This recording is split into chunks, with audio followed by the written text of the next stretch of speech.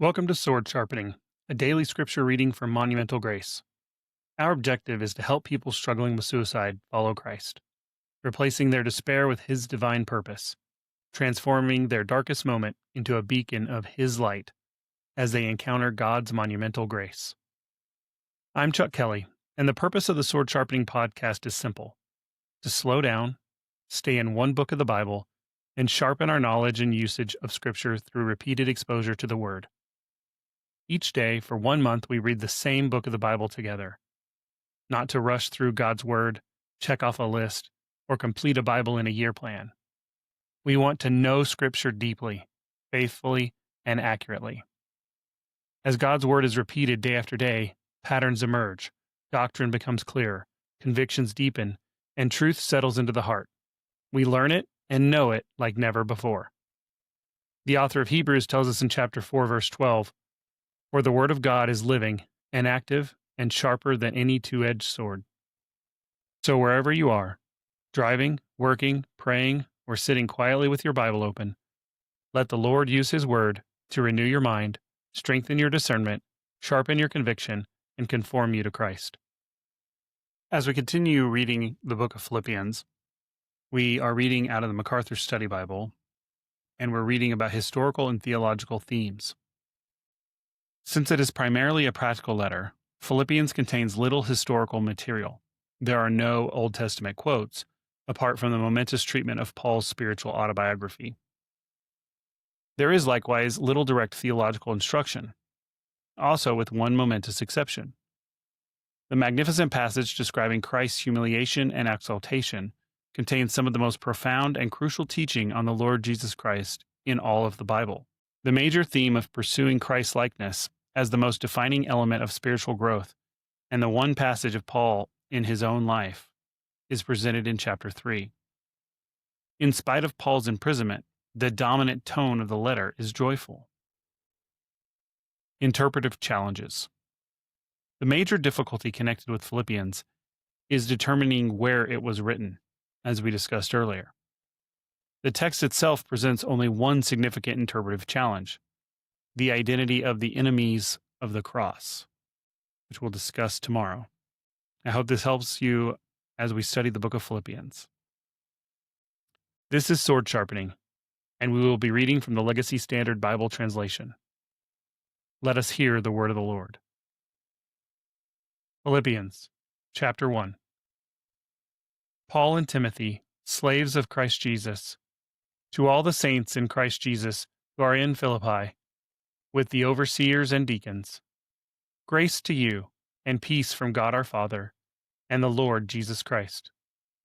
I thank my God in all my remembrance of you, always offering prayer with joy in my every prayer for you all, because of your fellowship in the gospel from the first day until now. For I am confident of this very thing, that he who began a good work in you will perfect it until the day of Christ Jesus. For it is only right for me to think this way about you all, because I have you in my heart, since both in my chains and in the defense and confirmation of the gospel, you are all fellow partakers with me in this grace. For God is my witness, how I long for you all with the affection of Christ Jesus. And this I pray, that your love may abound still more and more in full knowledge and all discernment, so that you may approve the things that are excellent, in order to be sincere and without fault until the day of Christ, having been filled with the fruit of righteousness which comes through Jesus Christ, to the glory and praise of God. Now I want you to know, brothers, that my circumstances have turned out for the greater progress of the gospel, so that my chains in Christ have become well known throughout the whole Praetorian Guard, and to everyone else, and that most of the brothers, having become confident in the Lord because of my chains, have far more courage to speak the word of God without fear. Some, to be sure, are preaching Christ even from envy and strife, but some also from goodwill. The latter do it out of love, knowing that I am appointed for the defense of the gospel.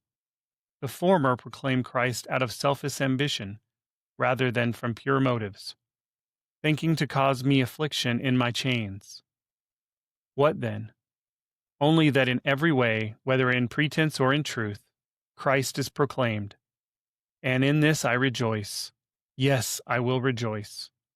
For I know that this will turn out for my salvation, through your prayers and the provision of the Spirit of Jesus Christ, according to my earnest expectation and hope, that I will not be put to shame in anything, but that with all boldness Christ will even now, as always, be magnified in my body, whether by life or by death. For to me, to live is Christ, and to die is gain. But if I am to live on in the flesh, this will mean fruitful labor for me, and I do not know what I will choose. But I am hard pressed between the two, having the desire to depart and be with Christ, for that is very much better.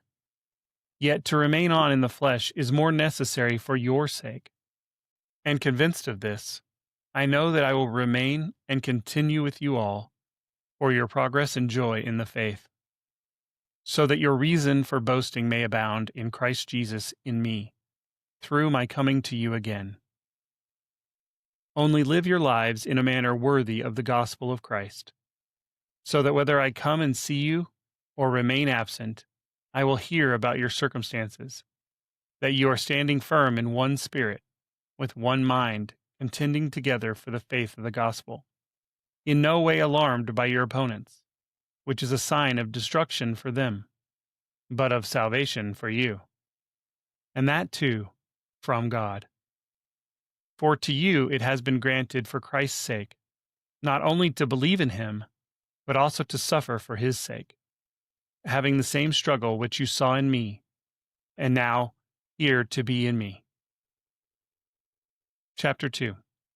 Therefore, if there is any encouragement in Christ, if there is any consolation of love, if there is any fellowship of the Spirit, if any affection and compassion, fulfill my joy, that you think the same way, by maintaining the same love, being united in spirit, thinking on one purpose, doing nothing from selfish ambition or vain glory, but with humility of mind, regarding one another as more important than yourselves, not merely looking out for your own personal interests, but also for the interests of others, having this way of thinking in yourselves which was also in Christ Jesus, who, although existing in the form of God, did not regard equality with God a thing to be grasped, but emptied himself by taking the form of a slave, by being made in the likeness of men.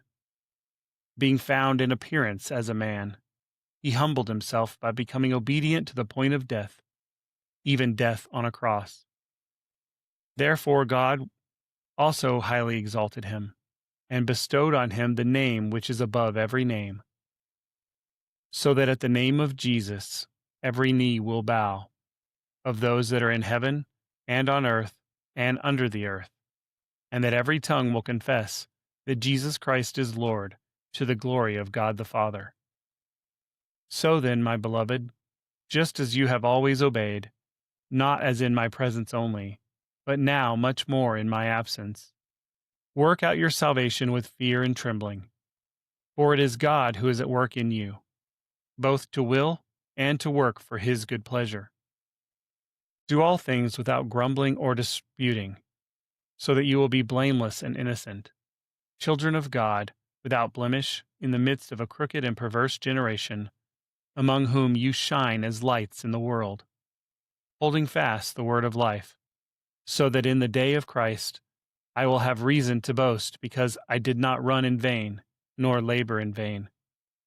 But even if I, being poured out as a drink offering upon the sacrifice and service of your faith, I rejoice and share my joy with you all.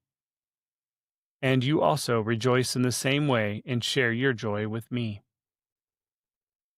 But I hope in the Lord Jesus to send Timothy to you shortly, so that I also may be in good spirits when I learn of your circumstances. For I have no one else of kindred spirit who will genuinely be concerned about your circumstances. For they all seek after their own interests, not those of Christ Jesus. But you know of his proven worth, that he served with me in the furtherance of the gospel like a child serving his father. Therefore I hope to send him immediately, as soon as I evaluate my own circumstances. And I am confident in the Lord that I myself also will be coming shortly. But I regarded it necessary to send to you Epaphroditus, my brother and fellow worker and fellow soldier, who is also your messenger and minister to my need, because he was longing for you all, and was distressed because you had heard that he was sick. For indeed he was sick to the point of death, but God had mercy on him, and not on him only, but also on me, so that I would not have sorrow upon sorrow. Therefore I have sent him all the more eagerly, so that when you see him again you may be rejoiced, and I may be less concerned. Receive him then in the Lord with all joy, and hold men like him in high regard, because he came close to death for the work of Christ, risking his life to fulfill what was lacking in your service to me. Chapter 3.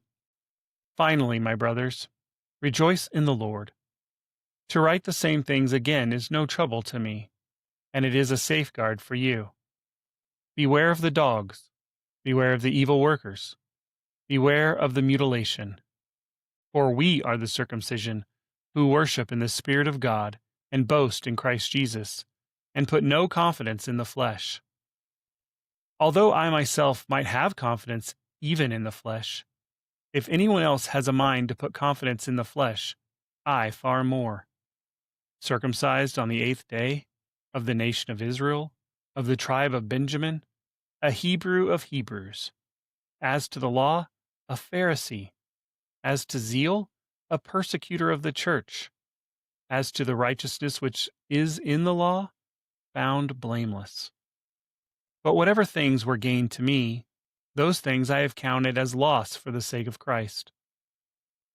More than that, I count all things to be loss because of the surpassing value of knowing Christ Jesus my Lord, for whom I have suffered the loss of all things, and count them but rubbish, so that I may gain Christ, and be found in him, not having a righteousness of my own, which is from the law, but that which is through the faith in Christ.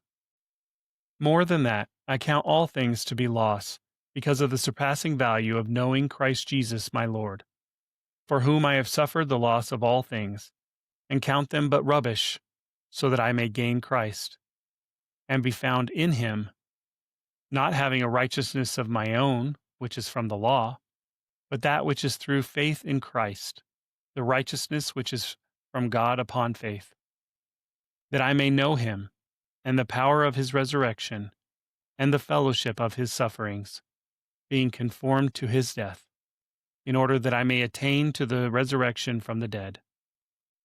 Not that I have already obtained it, or have already become perfect, but I press on so that I may lay hold of that for which also I was laid hold of by Christ Jesus.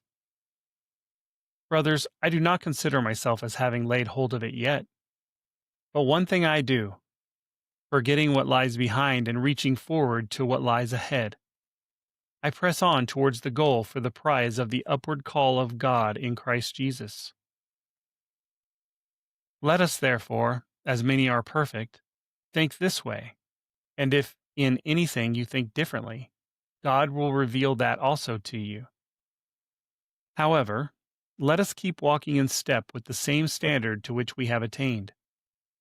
Brothers, join in following my example, and look for those who walk according to the pattern you have in us.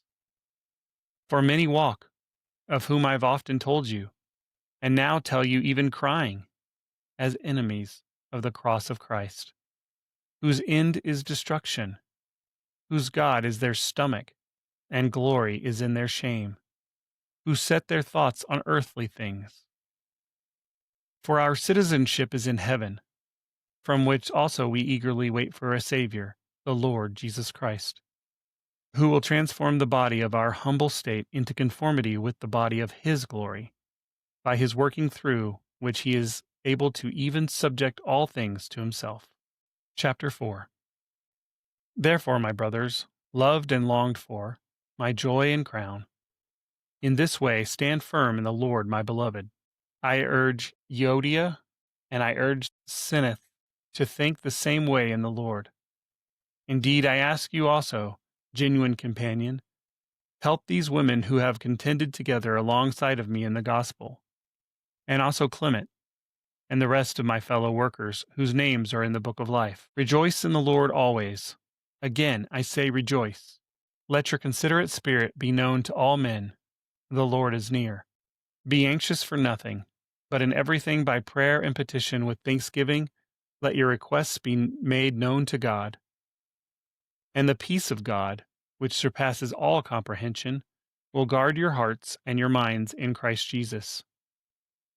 Finally, brothers, whatever is true, whatever is dignified, whatever is right, whatever is pure, whatever is lovely, whatever is commendable, if there is any excellence, and if anything worthy of praise, consider these things. The things you have learned and received and heard and seen in me, practice these things, and the God of peace will be with you.